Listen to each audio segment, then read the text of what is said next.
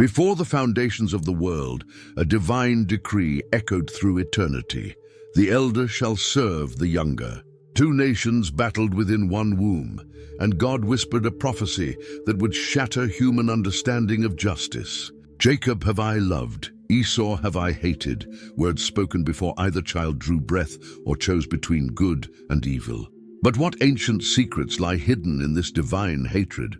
What mysterious forces shaped a destiny written in blood and birthright? Tonight, we unveil the forbidden truth about the man who traded eternity for a single meal, whose very existence challenges everything you thought you knew about God's love. Enter the shadows of predestination, where free will meets divine sovereignty, and discover why Esau's story terrifies theologians to this day. Picture this. Isaac stood at the edge of his tent, watching the sunset paint the desert sky orange and red. He was 60 years old now, and still no children had blessed his household. 20 long years had passed since he married beautiful Rebekah, and their home remained heartbreakingly silent. No tiny voices calling out in the morning, no small hands tugging at his robes, just emptiness where laughter should have been. But Isaac wasn't the kind of man to give up easily. Every single day, he remembered the promise God had made to his father Abraham. The Lord had sworn that Abraham's descendants would be as numerous as the stars in the sky and the sand on the seashore. Yet here was Isaac, Abraham's only son of promise, and he had no children at all. How could God's promise come true if the family line ended with him? So Isaac did what he knew best. He prayed. Genesis 25:21 tells us exactly what he did. Isaac prayed to the Lord for his wife because she was barren. But this wasn't just a casual prayer thrown up to heaven. The Hebrew word used here means he pleaded with God, begged him, interceded with all his heart. Day after day, month after month, year after year, Isaac poured out his soul before God. Can you imagine the weight on Isaac's shoulders? He carried not just his own desire for children, but the future of God's covenant promises. Every morning when he woke up, he had to choose between despair and faith. Every night when he went to sleep, he had to trust that God had not forgotten his word. Isaac's prayer wasn't just about wanting a family. It was about believing that God keeps his promises even when everything looks impossible. Think about Rebekah during those 20 years. She watched other women in the camp grow round with child, hold babies to their chests, chase toddlers around the tents. She felt the sting of emptiness every time someone asked when she would have children. Yet she stood by her husband as he prayed, adding her own tears and hopes to his daily pleas before the Lord. The silence from heaven stretched on and on, but Isaac kept praying. He had seen God provide a ram when his father was about to sacrifice him on Mount Moriah.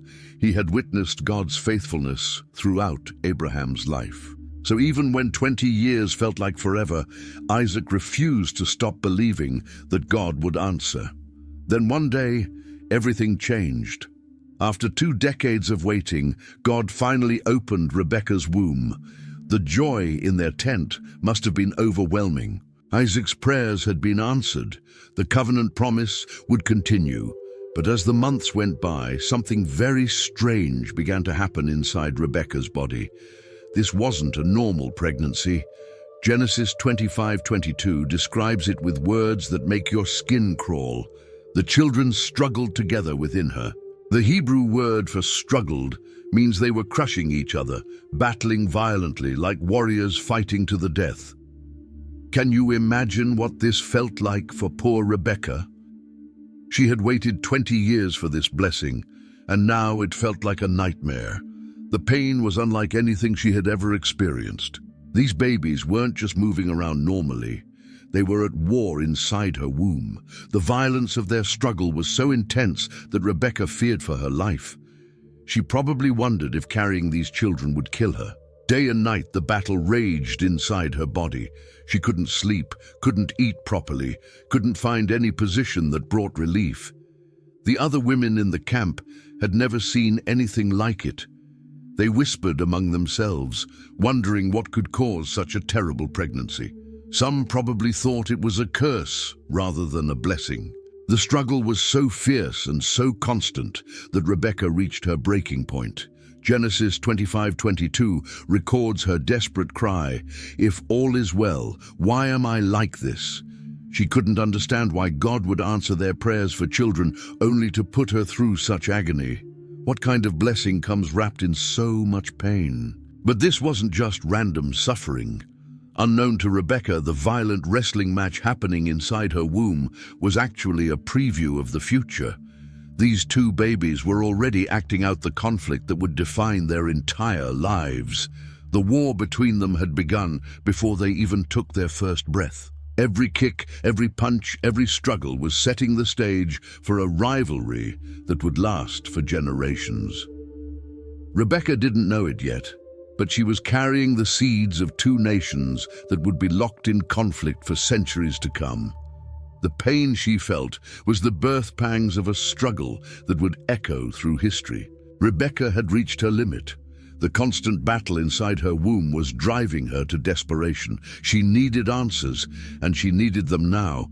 So she did exactly what her husband had done for 20 years. She went straight to God. The end of Genesis 25:22 tells us, "So she went to inquire of the Lord." She didn't waste time asking the other women in the camp for their opinions. She didn't try to figure it out on her own. She went directly to the source of all truth. Rebekah threw herself before the Lord and begged him to explain what was happening to her. Why was her pregnancy so different? Why was she suffering so much? What did this violent struggle mean? And God gave her an answer that must have left her speechless. When the Lord spoke, his words revealed not just the immediate situation, but the destiny of nations yet to come. Genesis 25:23 records the divine response. "Two nations are in your womb, two peoples shall be separated from your body. One people shall be stronger than the other, and the older shall serve the younger." Stop and let that sink in for a moment. God wasn't just talking about two difficult babies. He was pulling back the curtain of time itself and showing Rebekah the future of entire civilizations. These twin boys wrestling in her womb would become the fathers of two different peoples who would be locked in conflict for generations upon generations. But the most shocking part of God's prophecy was the complete reversal of natural order. In their culture, the firstborn son got everything: the family inheritance, the father's blessing, the right to lead the clan. The older son was automatically more important than the younger. It was the way things had always been done, the foundation of their entire social structure. Yet God declared that all these traditions would be turned upside down. The older would serve the younger. The second-born would rule over the firstborn. This wasn't just unusual, it was revolutionary. God was announcing that his plans don't follow human customs or expectations. The divine will would override every earthly tradition. Rebekah must have stared in wonder at her swollen belly, knowing now that the battle raging inside her was actually the beginning of a conflict that would shape the course of history. Two nations were literally fighting for position before they were even born. Now we come to the most mind-bending part of this entire story. Long before these babies took their first breath, long before they made their first choice between right and wrong, God had already decided which one he would choose. The Apostle Paul makes this crystal clear in Romans 9:11-13.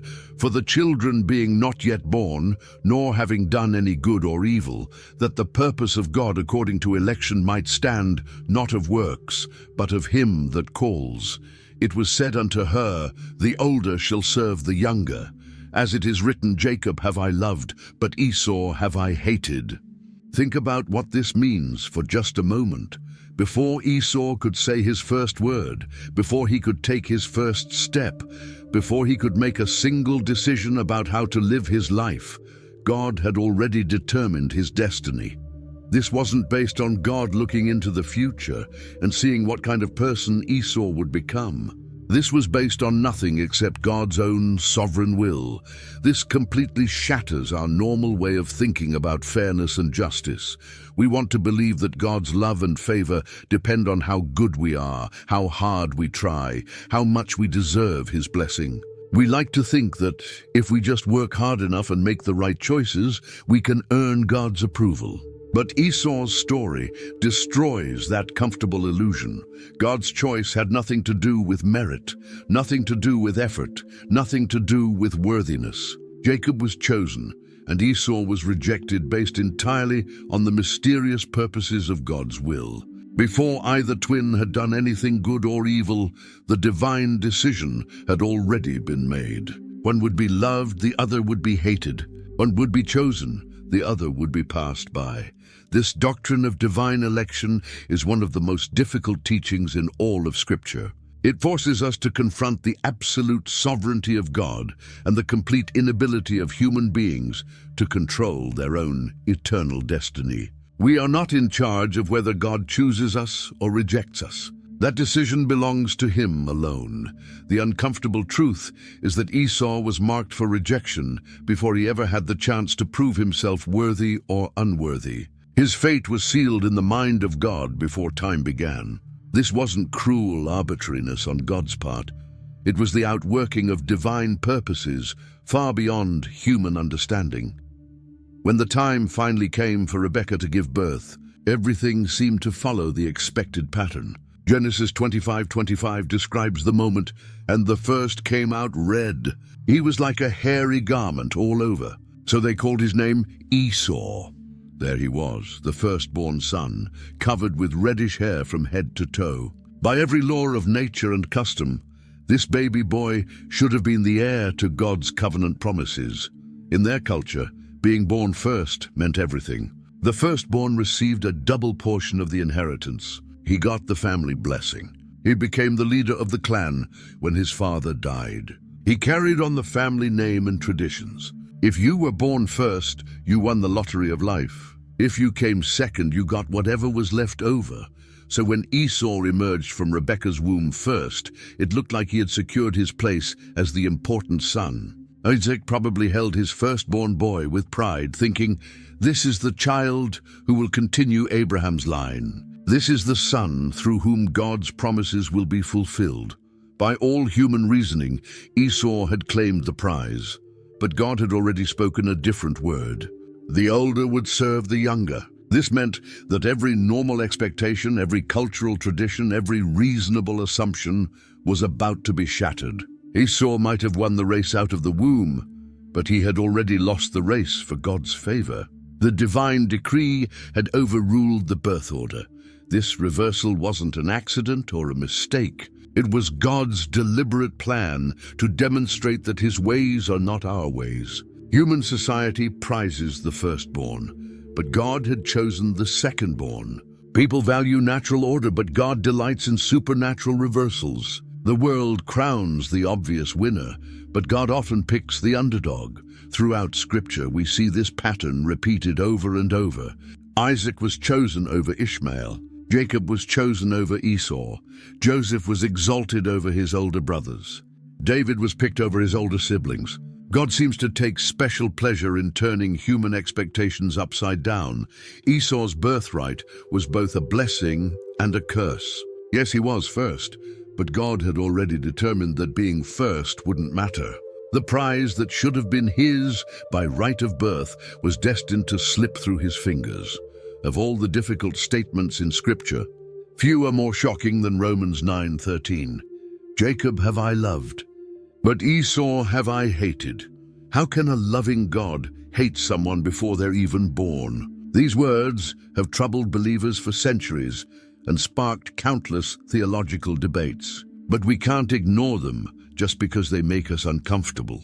The word hated here doesn't necessarily mean that God felt emotional fury or anger toward Esau.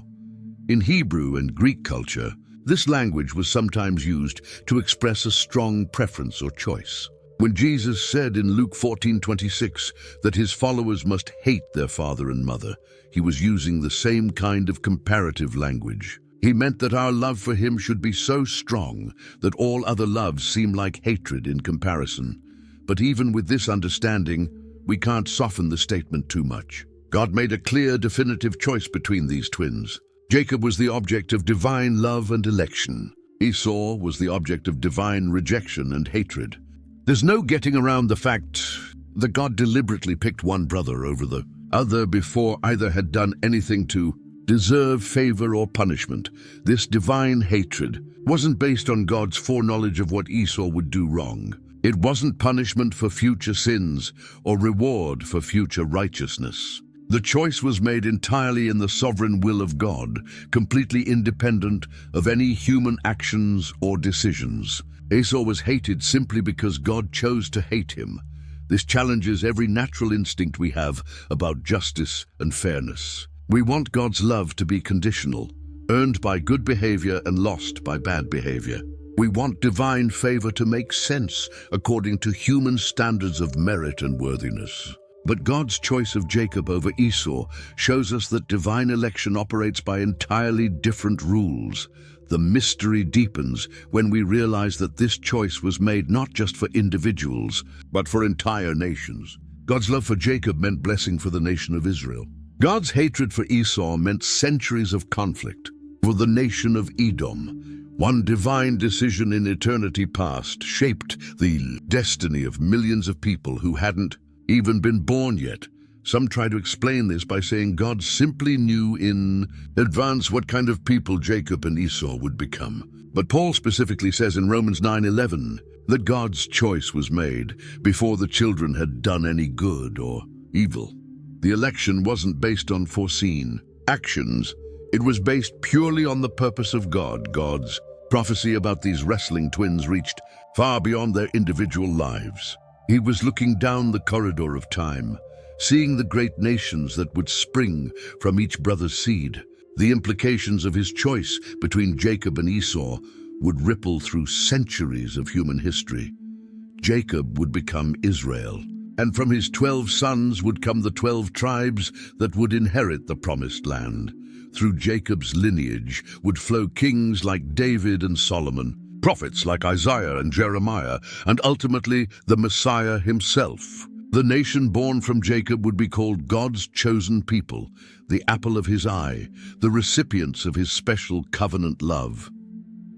But Esau wouldn't disappear into obscurity. He would become the father of the Edomites, a strong and proud nation that would build their capital city in the rocky strongholds of Mount Seir.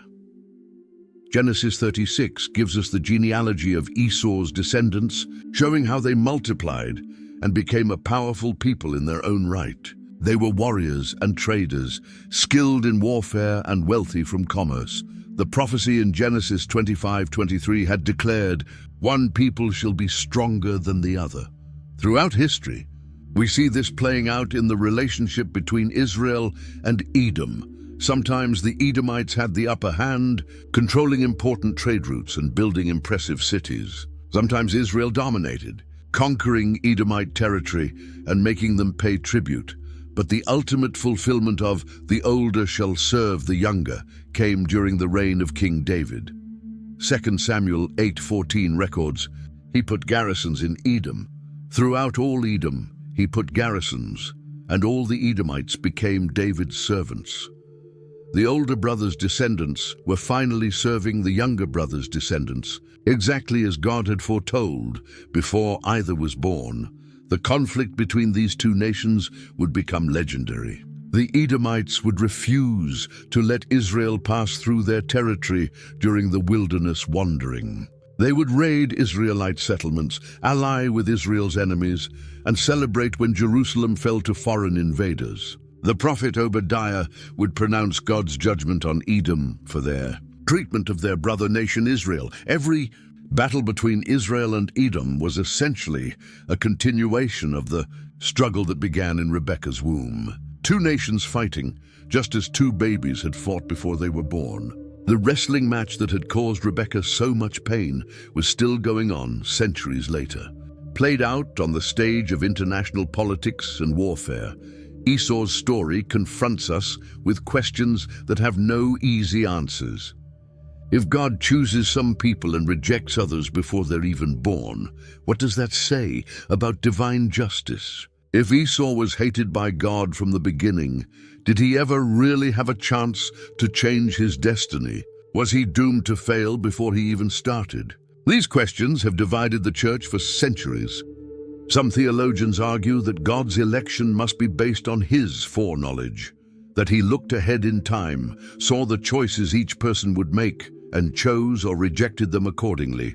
This view tries to preserve human free will and make God's choices seem more fair by human standards. Others maintain that divine election is completely unconditional, that God's choice has nothing to do with foreseen faith or works, but is based entirely on his own sovereign will and purpose. This view emphasizes God's absolute freedom to choose whom he will use for his glory, regardless of human merit or demerit. The Apostle Paul anticipated these objections in Romans 9:14-15. What shall we say then? Is there unrighteousness with God? Certainly not. For he says to Moses, I will have mercy on whomever I will have mercy, and I will have compassion on whomever I will have compassion. Paul's answer is that God has the absolute right to choose whom he will bless and whom he will pass by. But this raises even more difficult questions. If God predestines some to salvation and others to damnation, how can he hold anyone accountable for their choices? Paul addresses this too in Romans 9:19-20. You will say to me then, why does he still find fault? For who has resisted his will? But indeed, O man, who are you to reply against God? Will the thing formed say to him who formed it, why have you made me like this? The ultimate answer to these questions is found in Isaiah 55:8-9. For my thoughts are not your thoughts, nor are your ways my ways, says the Lord. For as the heavens are higher than the earth, so are my ways higher than your ways, and my thoughts than your thoughts. God's wisdom is so far above human understanding that we cannot fully comprehend his purposes or judge his actions. What we can know for certain is that God is perfectly just, perfectly wise and perfectly good. Even when his choices seem harsh or unfair by human standards, they are always right. Esau's story teaches us that God's sovereignty extends even to the mystery of election and predestination. The man who was hated before his birth reminds us that salvation is entirely a gift of grace, never a matter of human merit or achievement. The moment had finally arrived. After months of violent wrestling in Rebekah's womb, the day of birth had come. You can imagine the tension in Isaac's tent as Rebekah went into labor. Would both babies survive this traumatic pregnancy? What would these fighting children look like when they finally emerged into the world? Genesis 25:25 gives us the vivid details of that dramatic moment. And the first came out red. He was like a hairy garment all over. So they called his name Esau. Picture this scene. Out comes the first baby, completely covered in reddish hair from head to toe. Not just a little peach fuzz, but thick hair like a fur coat. The midwives had never seen anything like it. This wasn't a normal newborn. This was something extraordinary. The Hebrew word for red is the same word used to describe red clay or red soil. Esau didn't just have red hair. His entire body had a reddish tint, as if he had been formed from the red earth itself. And the hair covering him was so thick that the text says he looked like a hairy garment, like someone wearing a fur cloak. But the drama wasn't over yet. Genesis 25:26 continues the birth story. Afterward, his brother came out, and his hand took hold of Esau's heel. So his name was called Jacob. Can you picture this incredible moment? As Esau was being born, his twin brother was right behind him, actually grabbing onto Esau's heel with his tiny fist. This wasn't an accident. This wasn't just normal twin positioning. Jacob was literally trying to pull his brother back so he could come out first instead. Even in the birth canal, these boys were still fighting for position. The struggle that had tormented Rebekah for months was continuing right up to the moment of delivery. Think about what the midwives must have thought when they saw this. Here was baby number 2, gripping his brother's heel like he was trying to trip him up. It was as if Jacob understood, even as a newborn, that being second meant losing everything. So he made one last desperate attempt to change the birth order. The image is almost comical if you think about it. 2 babies in a wrestling match even as they're being born. But it was also deeply prophetic. This heel-grabbing moment would define their entire relationship. Jacob would spend his whole life trying to get ahead of his older brother, always reaching for what belonged to Esau. In biblical times, names weren't just labels, they were prophecies. Parents chose names that captured the essence of their children or predicted their futures. The names given to these twins would prove to be incredibly significant. Esau's name came directly from his unusual appearance at birth. The word Esau is connected to the Hebrew word usad, which means to make or to do, but it's also related to se'ah, meaning hairy. His name literally meant hairy or rough. Every time someone called his name, they were reminded of that moment when he came out looking like a little wild animal covered in fur. But Esau would later get another name that was even more telling. Genesis 25:30 shows us how he became known as Edom, which means red. This name would stick with him and eventually become the name of his entire nation. The Edomites would forever be identified with their ancestors' reddish appearance and his connection to red things. Jacob's name was even more prophetic. Genesis 25:26 explains it clearly. His name was called Jacob because his hand took hold of Esau's heel.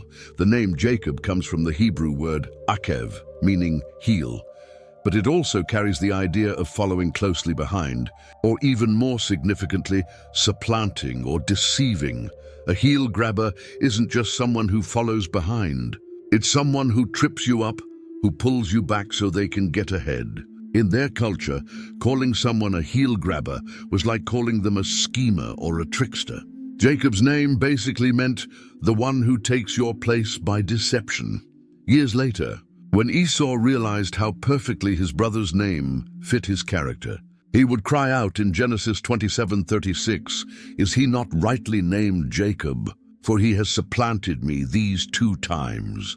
Esau finally understood that his brother's name had been a warning from the very beginning. Every time Isaac called for Jacob, he was unknowingly calling for the supplanter. Every time Rebekah spoke Jacob's name, she was saying the deceiver. The name was like a prophecy waiting to be fulfilled, a prediction of the character that would eventually emerge. These names would become the foundation of their identities. Esau would live up to his name as the wild, rough, impulsive man of the outdoors. Jacob would prove himself to be exactly what his name suggested, the cunning schemer who would do whatever it took to get what he wanted. As the boys grew up, something dangerous began to develop in Isaac's household: parental favoritism. This wasn't just a slight preference or a parent having a special soft spot for one child. This was full-blown, obvious favoritism that would poison the family atmosphere and set the stage for future disaster. Genesis 25:27-28 reveals the devastating family dynamic. So the boys grew, and Esau was a skillful hunter, a man of the field, but Jacob was a mild man dwelling in tents. And Isaac loved Esau because he ate of his game. But Rebekah loved Jacob.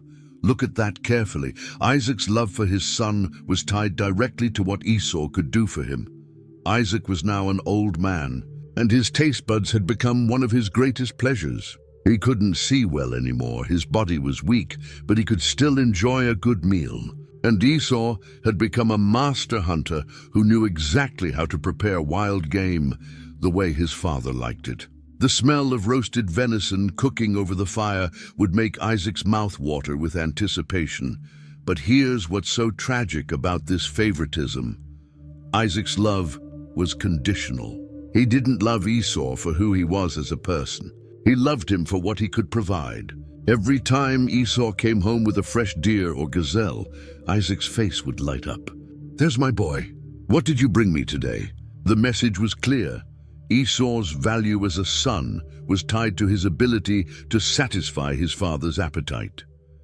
Think about how this affected Esau's development. He learned that the way to earn love and approval was through performance, through bringing home impressive trophies from his hunting expeditions. He became addicted to the praise he received when he succeeded in the wilderness. His identity became wrapped up in being the strong, capable outdoor son who could provide for the family. This favoritism also meant that Isaac was blind to Esau's character flaws. He didn't see the impulsiveness, the lack of wisdom, the disregard for spiritual things that was growing in his firstborn son. All he could focus on was the delicious meals and the pride he felt in having such a skilled hunter for a son. But favoritism is a poison that spreads through the entire family system. When one child is clearly preferred, it creates resentment, competition, and dysfunction that can last for generations. Isaac's love for Esau's venison was about to tear his family apart. On the other side of this toxic family dynamic was Rebekah's obvious favoritism toward Jacob. While Isaac was lavishing attention on his hunter son, Rebekah was quietly investing her love and attention in the boy who stayed close to home. The same verse that reveals Isaac's favoritism also exposes Rebekah's. Isaac loved Esau because he ate of his game, but Rebekah loved Jacob, unlike Isaac, whose favoritism seemed to be based on what he got out of the relationship. Rebekah's preference for Jacob appears to have deeper roots. Remember, Rebekah was the one who had received the prophecy from God before the twins were born. She was the one who had been told that the older shall serve the younger. While Isaac seemed to have forgotten or ignored this divine word, Rebekah carried it in her heart. Every time she looked at Jacob, she remembered that this was the child God had chosen. Jacob was also more like his mother in temperament. While Esau was out in the wilderness chasing wild animals, Jacob was content to stay near the family tents. He was quieter, more thoughtful, more interested in the domestic aspects of life. Rebekah could relate to this. She had been raised in a household herself, and she understood the value of someone who could manage things at home. But Rebekah's favoritism was just as dangerous as Isaac's, maybe even more so. While Isaac's preference for Esau was somewhat passive, he just enjoyed the meals and the hunting stories, Rebekah's love for Jacob would eventually become active and scheming. She wouldn't just favor Jacob with extra attention and affection. She would actively work to make sure he got what she believed God had promised him. This created a house divided against itself. Isaac and Esau on one side, Rebekah and Jacob on the other. The parents were working against each other, each pushing their favored son while undermining the other. Family meals must have been tense affairs, with undercurrents of competition and resentment flowing beneath every conversation. The boys couldn't help but pick up on this division. Esau knew his mother didn't approve of him the way his father did. Jacob knew his father saw him as the lesser son. This parental favoritism was shaping their characters in ways that would have lasting consequences. As Esau grew from boyhood into manhood, his character became more and more defined by his life in the wilderness. Genesis 25:27 describes him as a skillful hunter, a man of the field. This wasn't just his hobby or his job. This was his entire identity. Esau lived for the thrill of the hunt. He knew every animal track in the region, every watering hole where deer came to drink, every cave where bears might be hiding. He could read the wind, follow a trail that was days old, and bring down prey with arrows from distances that would amaze other men. The wilderness was his classroom, and he had become its best student, but Esau's outdoor lifestyle shaped more than just his skills. It shaped his entire approach to life. Men who live in the wild learn to think in terms of immediate needs and instant gratification. When you're hungry, you hunt. When you're tired, you sleep.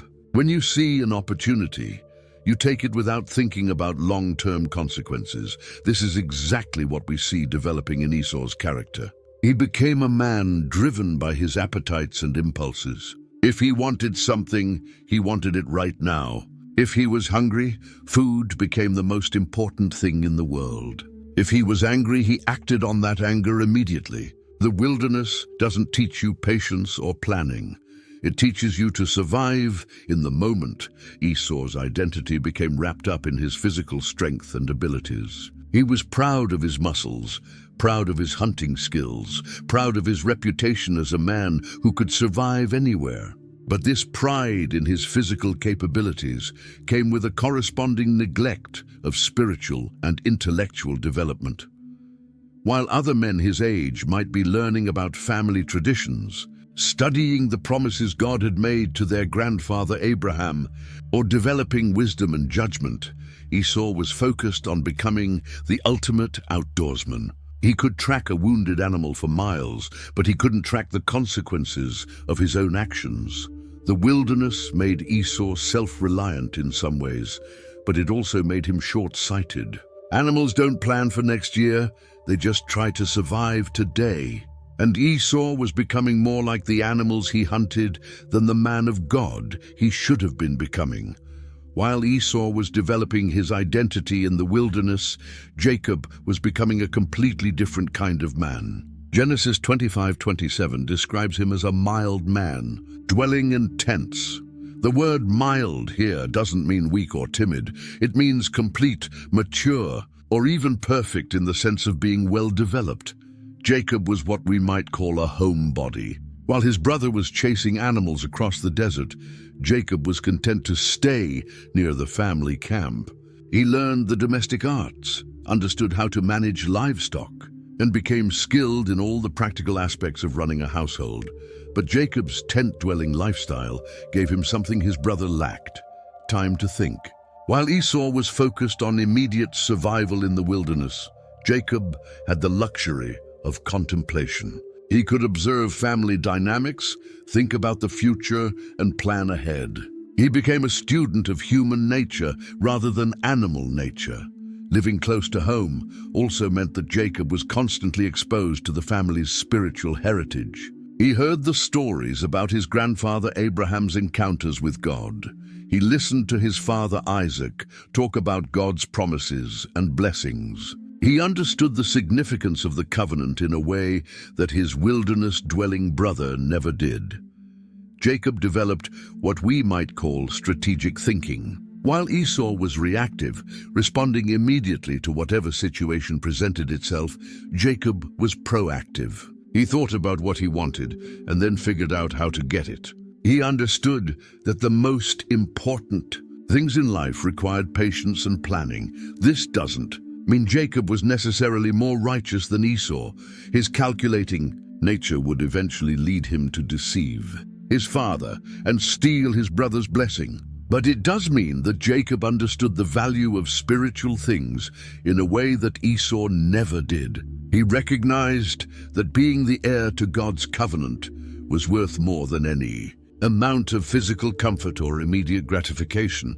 Jacob's tent-dwelling lifestyle also made him more attuned to relationships and emotions. He watched how his parents interacted, noticed who got favored and who got overlooked, and learned how to navigate complex family dynamics. He became skilled at reading people and understanding their motivations. Where Esau was becoming wild and impulsive, Jacob was becoming civilized and calculating. Where Esau lived for the moment, Jacob planned for the future. These contrasting characters were setting the stage for a conflict that would define both their lives.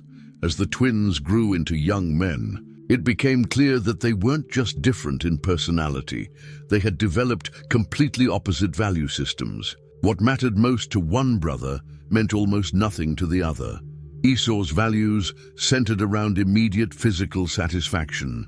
He valued strength, skill, adventure, and the satisfaction of his appetites. When he was hungry, getting food was the most important thing in the world. When he was tired, rest became his top priority. When he saw something he wanted, obtaining it immediately took precedence over everything else. This isn't to say that Esau was evil or malicious. He was just a man driven by his physical nature rather than his spiritual nature. He lived in the here and now, focused on what he could see, touch, taste, and experience with his senses. The invisible world of spiritual inheritance and divine promises seemed abstract and unreal to him. Jacob, on the other hand, had developed an entirely different set of priorities. He understood that some things were worth waiting for, even if it meant temporary discomfort or sacrifice. He valued the intangible over the immediate, the permanent over the temporary, the spiritual over the physical. This difference in values would show up in all kinds of ways. Esau might trade away something valuable for immediate gratification, while Jacob would sacrifice present pleasure for future gain. Esau trusted in his own strength and abilities, while Jacob was more likely to use his intelligence and planning to achieve his goals. The brothers also had different relationships with their family's spiritual heritage. For Jacob, the promises God had made to Abraham and Isaac were real and valuable. The idea of being the heir to God's covenant was something worth pursuing. But for Esau, all of that spiritual stuff was just abstract concepts that didn't mean much in practical, everyday life. These conflicting values meant that the brothers were essentially living in different worlds, even though they shared the same household. They couldn't understand each other's priorities or motivations. What seemed incredibly important to one seemed completely worthless to the other. This fundamental difference in values was creating the perfect setup for conflict. When two people want completely different things, they can usually find a way to coexist peacefully. But when they both want the same thing for completely different reasons, conflict becomes inevitable. All of these elements, the parental favoritism, the contrasting personalities, the conflicting values, and the divine prophecy hanging over everything, were creating a perfect storm in Isaac's household. The stage was being set for betrayal, deception, and family destruction. The favoritism problem was getting worse as the boys got older. Isaac's preference for Esau was becoming more obvious and more problematic. He wasn't just enjoying Esau's hunting success, he was actively planning to pass the family blessing and inheritance to his favored son. Despite God's prophecy that the older would serve the younger, Rebekah was watching this favoritism with growing alarm. She remembered God's words about Jacob being chosen, and she could see her husband preparing to bless the wrong son. Her love for Jacob was starting to transform into active scheming. She was beginning to think about ways to make sure God's prophecy would be fulfilled, even if she had to deceive her own husband to do it.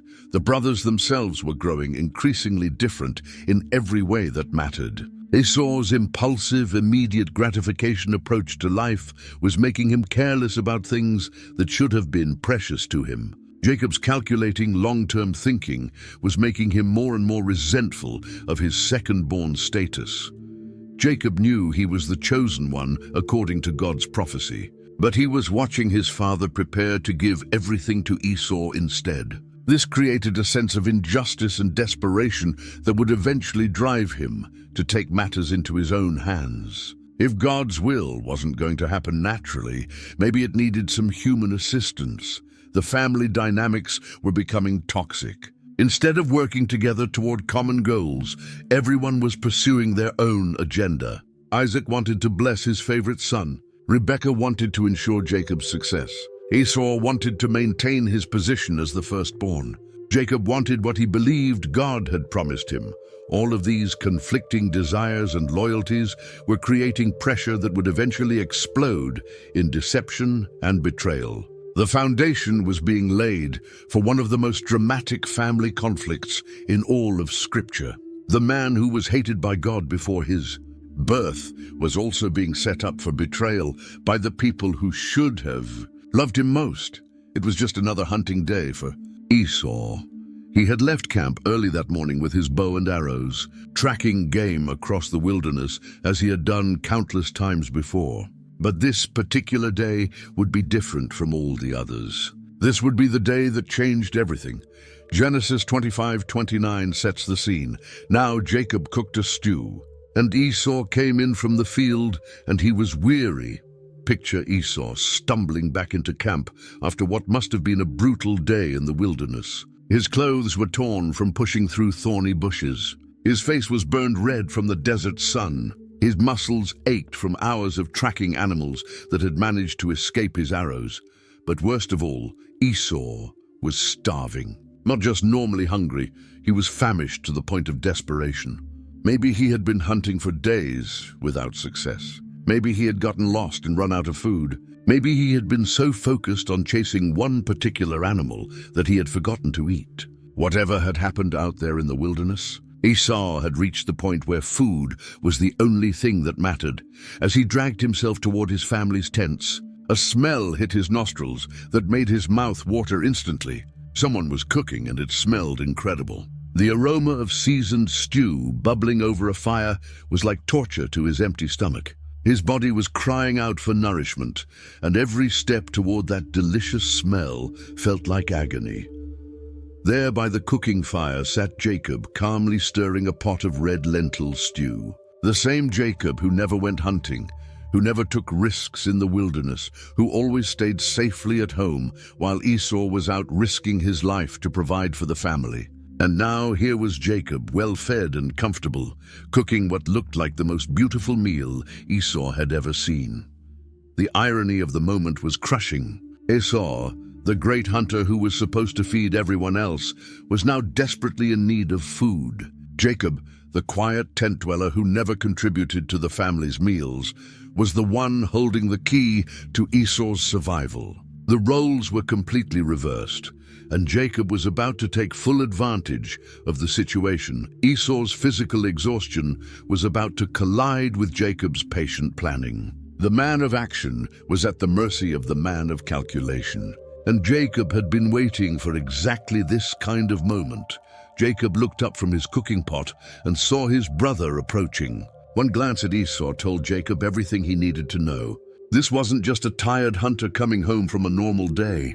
This was a man pushed to his absolute limit, a man who had reached the breaking point of human endurance. Jacob's mind started working immediately. He had spent years watching his brother receive their father's favor, their father's blessing, their father's pride.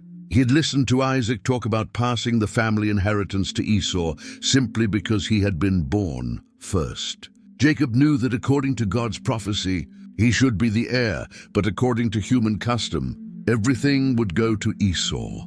This moment of his brother's desperation was exactly what Jacob had been waiting for, even if he hadn't realized it before. Here was Esau, the mighty hunter, reduced to begging for food from his younger brother. Here was the firstborn son, completely dependent on the secondborn for his very survival. The power dynamic had shifted completely, and Jacob was not going to let this opportunity slip away. Genesis 25:30 shows us Esau's desperate plea. And Esau said to Jacob, "Please feed me with that same red stew, for I am weary." The Hebrew word for weary here means utterly exhausted, completely drained, ready to collapse. Esau wasn't just asking for food, he was begging for it. But Jacob didn't immediately rush to help his suffering brother. He didn't offer comfort or concern. Instead, he saw this as the moment he had been unconsciously preparing for his entire life. This was his chance to get what he believed rightfully belonged to him, according to God's plan. Jacob understood something that Esau never grasped: that timing is everything, that the right moment can be more valuable than years of effort, that sometimes the greatest victories come not through strength, but through patience and strategy. While Esau had been focused on immediate physical challenges in the wilderness, Jacob had been studying the bigger picture, understanding the long-term value of spiritual inheritance. Now Jacob held all the cards. His brother was desperate, and desperation makes people do things they would never consider under normal circumstances. Jacob was about to make an offer that would change both their lives forever. Jacob didn't waste time with small talk or sympathy. He went straight to the heart of what he wanted. Genesis 25:31 records his shocking response to his starving brother. But Jacob said, "Sell me your birthright as of this day." Can you imagine the audacity of that moment? Here was Esau, literally dying of hunger, begging his brother for help. And Jacob's response was essentially, "Sure, I'll feed you if you give me everything that's rightfully yours as the firstborn." This wasn't a casual suggestion or a brotherly joke. This was a calculated business proposal delivered at the moment of maximum leverage. The birthright wasn't just a title or a family tradition. It was everything that mattered in their culture. The firstborn received a double portion of the family inheritance, which meant Esau would get twice as much wealth as Jacob when Isaac died. The birthright also included the family blessing, the right to lead the clan, and most importantly, the privilege of carrying on God's covenant promises to Abraham and Isaac. In other words, Jacob was asking Esau to sell his entire future, his inheritance, his blessing, his spiritual destiny, his role as the family patriarch, all for one bowl of stew. It was the most lopsided trade proposal in history. Jacob was offering maybe 30 minutes of physical satisfaction in exchange for a lifetime of blessing and prosperity. But Jacob knew exactly what he was doing. He understood that Esau's impulsive, immediate gratification mindset made him vulnerable to exactly this kind of proposition. While Esau was focused on his growling stomach, Jacob was thinking about the next 50 years. While Esau was consumed with his physical discomfort, Jacob was calculating the eternal value of spiritual inheritance. This wasn't a spur-of-the-moment idea for Jacob. This was the culmination of years of watching, waiting, and planning. He had seen how little his brother valued the spiritual aspects of their family heritage. He had noticed Esau's casual attitude toward the things of God. He had been waiting for the perfect moment to make his move, and that moment had finally arrived. The negotiation was as simple as it was devastating. Jacob had something Esau desperately needed, and Esau had something Jacob desperately wanted.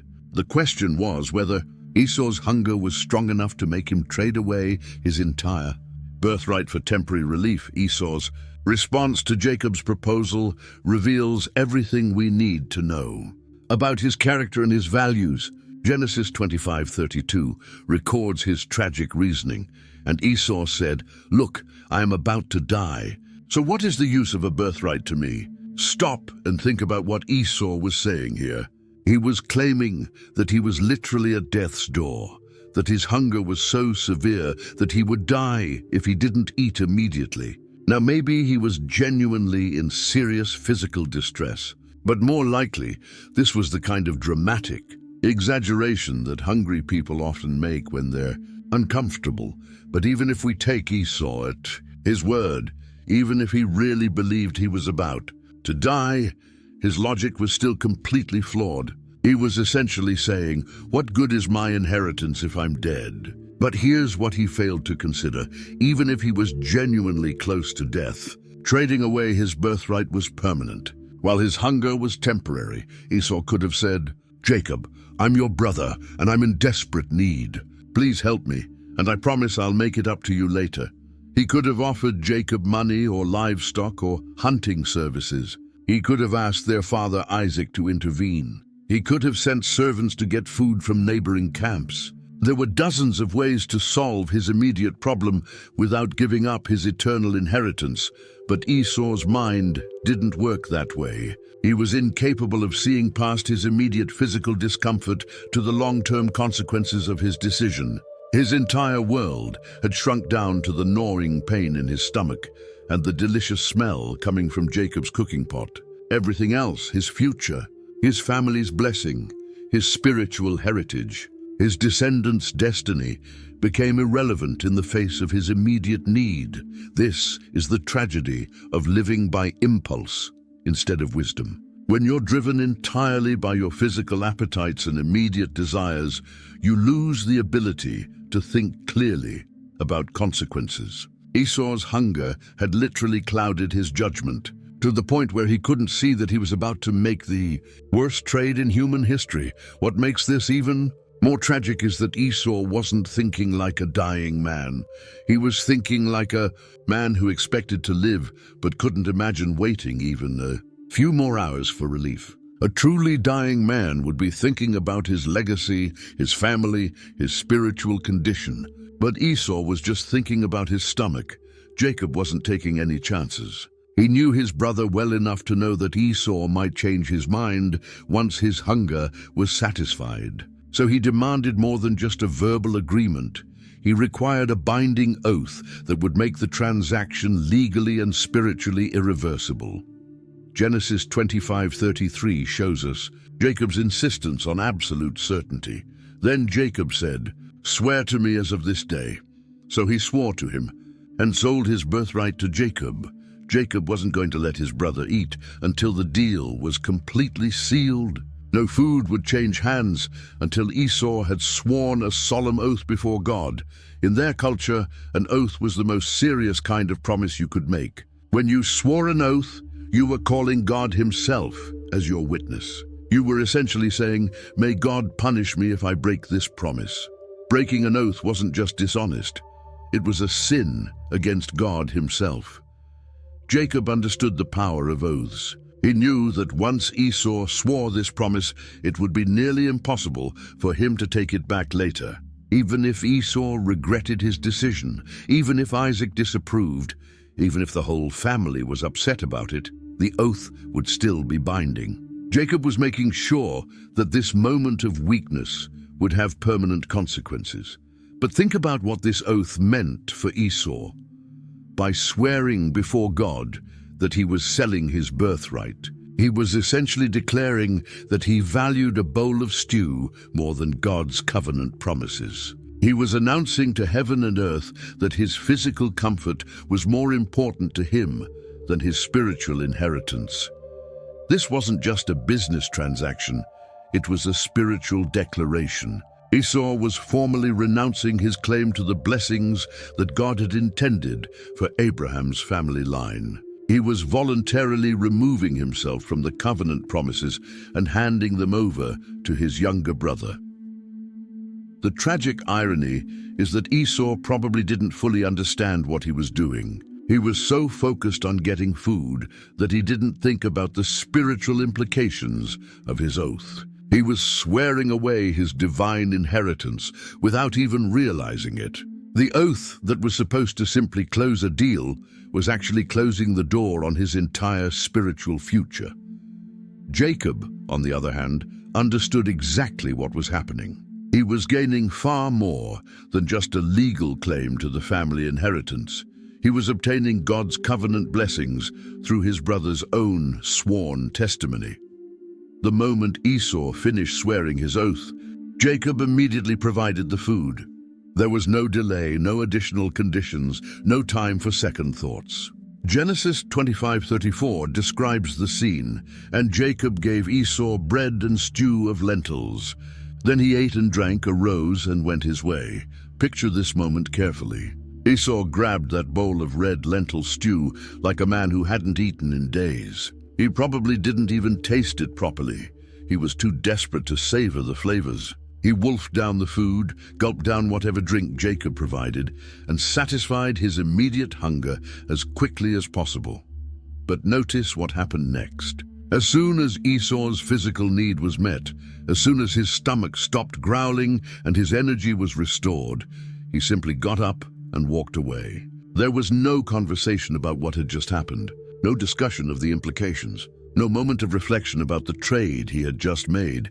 Esau treated this world-changing transaction like it was completely routine. He ate, he drank, he stood up, and he left. It was as if he had just purchased a normal meal instead of trading away his entire spiritual inheritance. The casual way he walked away reveals everything about his character and his values. This is the behavior of someone who is completely controlled by his physical appetites. Once Esau's hunger was satisfied, he stopped thinking about the situation entirely. The birthright he had just sold meant so little to him that he didn't even want to discuss it. The covenant promises he had just given up were so unimportant to him that he could walk away without a second thought. Jacob, meanwhile, was probably watching his brother leave with a mixture of amazement and satisfaction. He had just obtained everything he had ever wanted: his brother's birthright, his inheritance, his place in God's covenant, and it had cost him nothing but a pot of lentils and some bread. The patient tent dweller had outsmarted the impulsive hunter, but the most revealing part of this entire scene is Esau's complete indifference to what had just occurred. He should have been wrestling with the magnitude of his decision. He should have been thinking about the consequences for his family, his future, his children. Instead, he was already moving on to whatever was next, as if nothing significant had happened at all. The Bible doesn't leave us to wonder what God thought about this transaction. Genesis 25:34 ends with a divine commentary that reveals the true nature of what had just occurred. Thus Esau despised his birthright. These 5 words contain one of the most devastating character assessments in all of Scripture. The word despised here doesn't mean that Esau felt hatred or anger toward his birthright. It means that he considered it worthless, treated it as unimportant, regarded it as something beneath his concern. In Esau's mind, his birthright was so insignificant that trading it for a single meal was a reasonable decision. This biblical commentary reveals that Esau's problem wasn't just hunger or poor timing or momentary weakness. His problem was a fundamental misunderstanding of value. He literally could not comprehend why his spiritual inheritance should matter more than his immediate physical comfort. The things of God were abstract and meaningless to him, while the things of the flesh were concrete and urgent. Think about what the birthright actually represented. It wasn't just money or land or family leadership. It was the right to carry on God's covenant with Abraham. It was the privilege of being in the family line through which the Messiah would eventually come. It was participation in God's plan to bless all the nations of the earth through Abraham's descendants. But to Esau, all of that spiritual significance was worth less than one bowl of soup. The covenant promises that had sustained his grandfather Abraham through decades of waiting meant nothing to him. The divine blessings that had made his father Isaac wealthy and respected were just abstract concepts. The eternal inheritance that should have been his greatest treasure was something he could trade away without a moment's hesitation. This is why the Bible says he despised his birthright. It wasn't that he actively hated it. It was that he valued it so little that he could treat it as worthless. Esau's great sin wasn't anger or rebellion against God. It was indifference to the things of God. The biblical commentary forces us to see this transaction for what it really was, not just a business deal between brothers, but a spiritual choice between eternal values and temporary pleasures. Esau chose the temporary, and in doing so, he despised the eternal. What happened that day between Jacob and Esau wasn't just a family dispute that would be forgotten in a few years. This single decision to trade the birthright would echo through centuries of human history, affecting not just Esau personally, but entire nations that would come from his descendants. The immediate consequences were obvious. Jacob had legally obtained Esau's inheritance rights and his claim to the family blessing. But the long-term consequences reached far beyond what either brother could have imagined in that moment. Esau's choice to despise his birthright would shape the destiny of millions of people who hadn't even been born yet. Remember that God's prophecy had declared that these twins would become the fathers of 2 nations. Jacob would become Israel, the chosen people of God, recipients of his special covenant love and blessing. Through Jacob's line would come kings, prophets, and eventually the Messiah himself. The nation of Israel would be called God's treasured possession, the apple of his eye.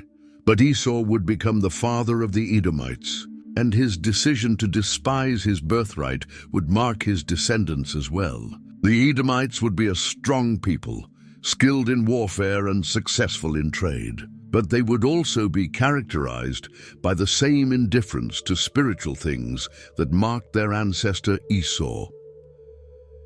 Throughout the Old Testament, we see the Edomites consistently choosing immediate political advantage over spiritual wisdom. They would refuse to help their Israelite cousins when they needed assistance. They would ally with Israel's enemies when it served their interests. They would celebrate when Jerusalem fell to foreign invaders. Just like their ancestor Esau, they would repeatedly choose short-term gain over long-term blessing.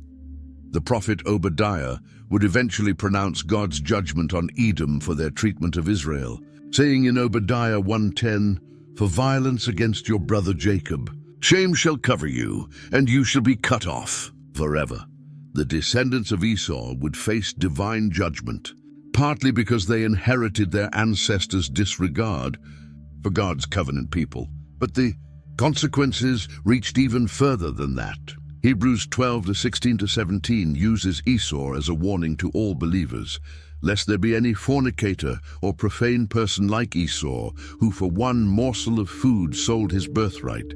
For you know that afterward, when he wanted to inherit the blessing, he was rejected.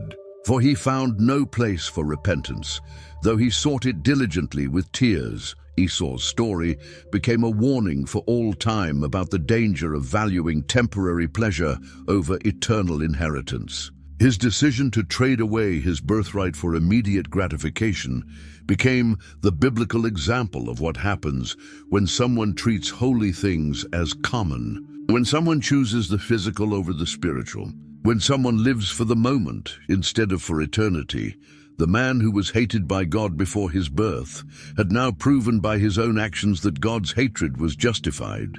By despising his birthright, Esau had demonstrated that he was exactly the kind of person who would treat God's covenant promises as worthless. His choice validated God's original decision to reject him in favor of Jacob. One bowl of soup, one moment of hunger, one impulsive decision, and the consequences would last forever.